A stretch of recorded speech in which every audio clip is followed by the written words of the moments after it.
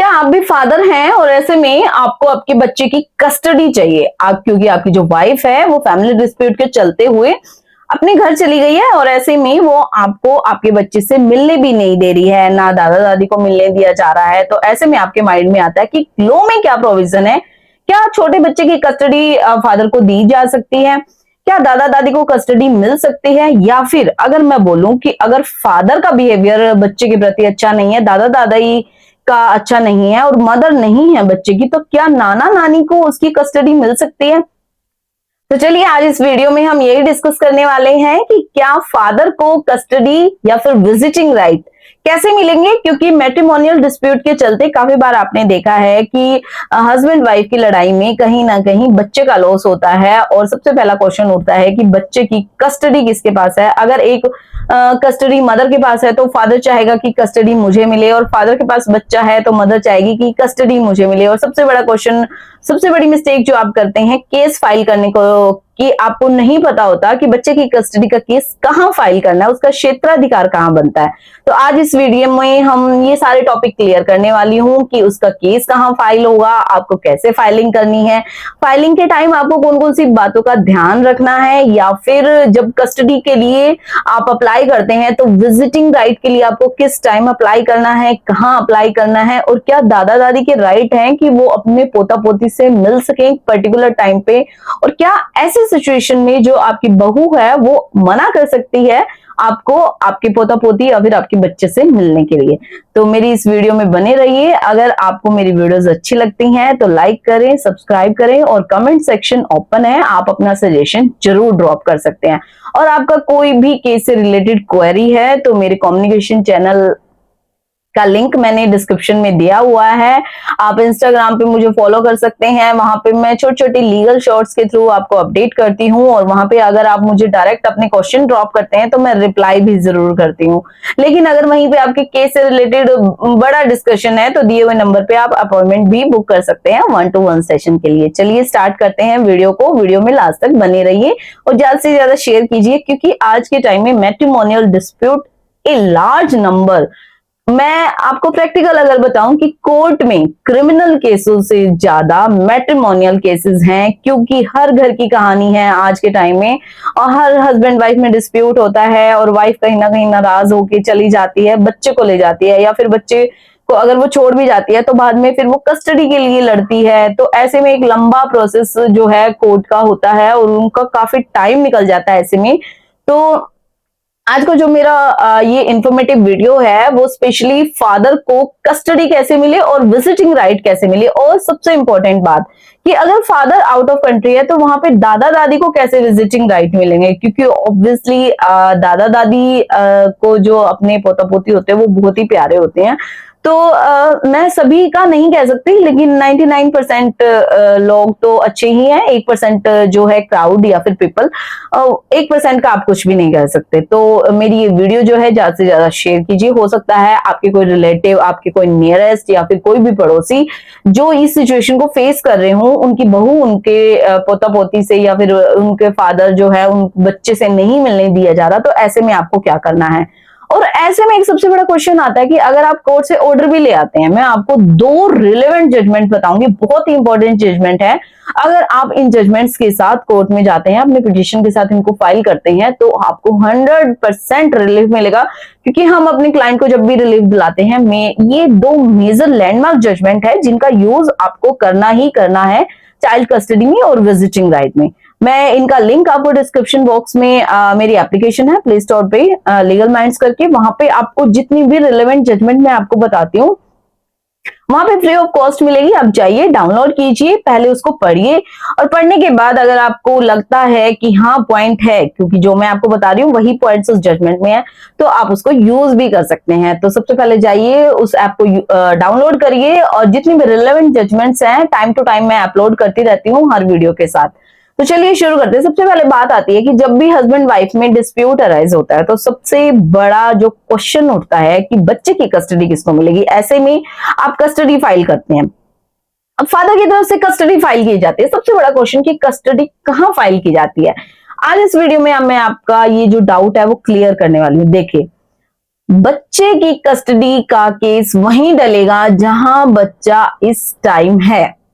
अगर मदर डाल रही है और बच्चा फादर के पास है, और जो फादर है वो जिस भी एरिया में सिचुएटेड है, उनका जो घर है, जो भी रेंटेड हाउस है, उसके क्षेत्राधिकार में जो कोर्ट आता है, जो फैमिली कोर्ट आता है, वहां डलेगा। और सेम एज अगर फादर डालना चाहता है और वो मदर के पास है, तो अगर ए प्लेस पे मदर है अपने बच्चे के साथ, तो आप केस बच्चे वाली जगह से डालेंगे, आप अपनी जगह से नहीं डालेंगे। काफी क्लाइंट्स जो है गलती करते हैं, वो केस अपनी जगह से डालते हैं, तो वहां से एंटरटेन भी कर लिया जाता है काफी बार, लेकिन एक स्टेज पे आके फिर डिसीजन दिया जाता है कि this court is not competent, because ये उसकी जुरिस्डिक्शन ही नहीं है। तो ऐसे में आपको शुरू में ही केस जो फाइल करना है, वो फाइल करना है जहां से बच्चा है, जहां बच्चा रह रहा है, ठीक है। उसके बाद बात आती है कि जब आप कस्टडी का केस फाइल करते हैं, कस्टडी का केस जो है डिसाइड होने में काफी लंबा टाइम लगता है। तो ऐसे में आप फादर हैं, आप एक विजिटिंग राइट की एप्लीकेशन सेम कोर्ट में मूव कर सकते हैं। आप सेकंड या थर्ड डेट पे उस पे मूव कीजिए। देखिए काफी बार पहले जब भी विजिटिंग राइट लगाए जाते थे, तो कोर्ट की तरफ से डिनाई कर दिया जाता था। लेकिन दो लैंडमार्क जजमेंट है, एक तो बॉम्बे हाई कोर्ट का है, एक ऑनरेबल सुप्रीम कोर्ट का लैंडमार्क जजमेंट है। बॉम्बे हाई कोर्ट का जो जजमेंट था, मैं आपको बता दूं, गौरव वर्सेस प्रियंका, इसकी जो पूरी साइटेशन है 2022 का ये केस है। इसकी पूरी साइटेशन आपको मिल जाएगी डिस्क्रिप्शन बॉक्स में। उसके बाद इसमें हेल्ड किया गया कि अगर कोई फादर या फिर उसके दादा दादी, इस केस में एक्चुअली क्या हुआ था, जो दादा दादी हैं उन्होंने पिटीशन मूव की थी अपने लड़के की तरफ से, उनका लड़का आउट ऑफ कंट्री था। तो ऐसे में उन्होंने ये बोला कि हम थोड़े ही दिन के हैं, पता नहीं, क्योंकि वो एज थे, तो हमें हमारा राइट है अपने पोते से मिलने दिया जाए, उसे प्यार करने दिया जाए, क्योंकि हमारी जिंदगी का कोई भरोसा नहीं है। तो ऐसे में कोर्ट ने हेल्ड किया, जी हाँ बिल्कुल उनका भी राइट है, वो उनके घर का बच्चा है, उनका खून है, तो उनका प्रॉपर उसके ऊपर हक है कि वो उससे मिले। ऐसे में जो बहू है वो मना नहीं कर सकती। लेकिन इस जजमेंट के बाद काफी बार देखा गया कोर्ट ऑर्डर भी करती थी, लेकिन जो बहू है वो मिलने से मना करती थी, क्योंकि आपको मिलने के लिए उसके घर जाना पड़ता था। काफी बार वो रिफ्यूज करते थे, गेट ओपन नहीं होते हैं, आपकी कॉल नहीं अटेंड की जाती। तो इसके बाद एक और लैंडमार्क जजमेंट आता है ऑनरेबल सुप्रीम कोर्ट का,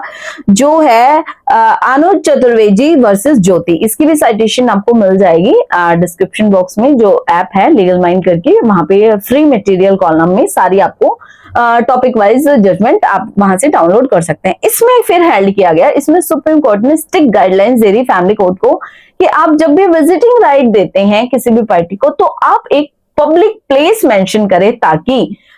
आप मतलब कि अगर वाइफ के घर का विजिटिंग राइट देते हैं किसी भी टाइम, अगर वो जाते हैं, वो रिफ्यूज कर रहे हैं, ये सारी चीजें आती थी फैमिली कोर्ट के आगे। तो ऐसी गाइडलाइंस दे दी गई कि आप एक पब्लिक प्लेस वहां पे डिसाइड करिए, एक फिक्स टाइम डिसाइड करिए, और हफ्ते में 2 दिन 3 दिन जब भी मिलना है आप ऑर्डर में मेंशन करिए। और ऐसे में ऑर्डर की कंप्लायंस की जाती है तो उसके अगेंस्ट आप कार्रवाई भी कर सकते हैं। तो ये स्ट्रिक्ट गाइडलाइंस इन दोनों जजमेंट्स में दी गई। तो मेरा आपको सजेशन यही है, जब भी आप बच्चे की कस्टडी के लिए अप्लाई करते हैं, तो साथ के साथ आप विजिटिंग राइट भी करें। और अब तो फैमिली कोर्ट्स विजिटिंग राइट देने लग गई, लेकिन आपको ये दोनों साइटेशन फाइल पे यूज करनी है, तभी आपको रिलीफ मिलेगा। काफी बार ये होता है, काफी केसेस में देखिए हमारे पास तो दोनों पार्टी आती हैं, फादर की तरफ से भी आती है, मदर की तरफ से। तो काफी बार फादर ड्रिंक करके विजिटिंग राइट पे जाते हैं। तो ऐसे में अगर आपके साथ हो रहा है, अगर आप इस तरीके से हैं, एक फीमेल है और आपके जो हस्बैंड है या फिर इन-लॉज हैं, विजिटिंग राइट तो ले लिया है लेकिन उसका मिसयूज हो रहा है, दैट मीन्स वो आते हैं, अब्यूज करते हैं आपके साथ, या फिर बच्चे के सामने अब्यूज किया जाता है आपको, तो ऐसे में आप उसकी कंप्लेन भी कर सकते हैं। लेकिन यहाँ पे इस वीडियो में मैं सिर्फ आपको यही सजेशन दूंगी कि अगर आप फादर है, आपको विजिटिंग राइट मिल गया है, तो ऑर्डर में जो चीज लिखी गई है आप उसको फॉलो कीजिए, आप डायरेक्शंस को फॉलो कीजिए, कोर्ट के ऑर्डर की कंटेम्प्ट मत कीजिए, क्योंकि अगर एक बार आप कोर्ट के ऑर्डर की कंटेम्प्शन करेंगे तो आपके लिए पनिशेबल भी हो सकता है फिर आपकी जो चाइल्ड कस्टडी का आपने केस फाइल किया है उसके ऊपर भी इफेक्टिव रहता है आपका कंडक्ट। तो ऐसे में अगर आपको मिल भी जाता है, और सेकंड चीज मैं आपको बताऊंगी, अगर नाना नानी विजिटिंग राइट के लिए अप्लाई करते हैं, काफी केसेस में देखा जाता है कि जो मदर है फादर है वो अपना अलग अलग सेपरेट होके अपना सेटल हो गए हैं। ऐसे में जो बच्चा है वो सरवाइव कर रहा है, दादा दादी रखना नहीं चाहते, तो ऐसे में नाना नानी अगर रखना चाहते हैं तो उनको भी प्रॉपर कस्टडी के ऑर्डर लेके ही रखना है, क्योंकि कल को हो सकता है वो जो दादा दादी हैं वो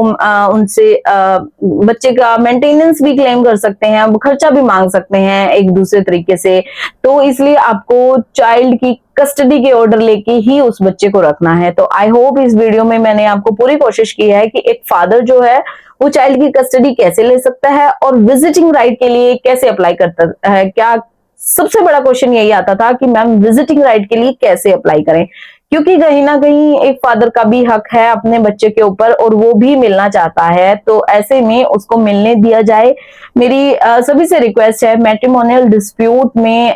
जितने भी ये कपल्स हैं जो फेस करते हैं इस डिस्प्यूट को, तो अगर थोड़ा सा टाइम आप अपने आप को देंगे, क्योंकि हमसे काफी लोग काउंसलिंग लेते हैं तो काफी बार काउंसलिंग सक्सेसफुल भी होती है, तो अगर आप फैमिली से निकल के आप दोनों को थोड़ा टाइम देके एक दो काउंसलिंग अगर अपने ऊपर करवाते हैं तो हो सकता है आपका जो रिलेशन है, आपका जो रिश्ता है बहुत अच्छे से चले। तो मेरी वीडियो अगर आपको अच्छी लगी हो तो लाइक करें, शेयर करें और सब्सक्राइब करना ना भूलें। कमेंट सेक्शन में अपना सजेशन दें और दिए हुए जितने भी कम्युनिकेशन लिंक है आप उनको फॉलो कीजिए, ताकि टाइम टू टाइम अगर आपका कोई छोटा सा रिलेवेंट क्वेश्चन है, अगर आप मुझे इंस्टा पे, फेसबुक पे या फिर टेलीग्राम पे अगर आप मुझे मैसेज ड्रॉप करते हैं तो मेरी टीम आपको पूरा सपोर्ट करेगी। और इन डिटेल आपको किसी केस से रिलेटेड सजेशन चाहिए तो दिए हुए नंबर पे आप अपॉइंटमेंट भी बुक कर सकते हैं। Thank you.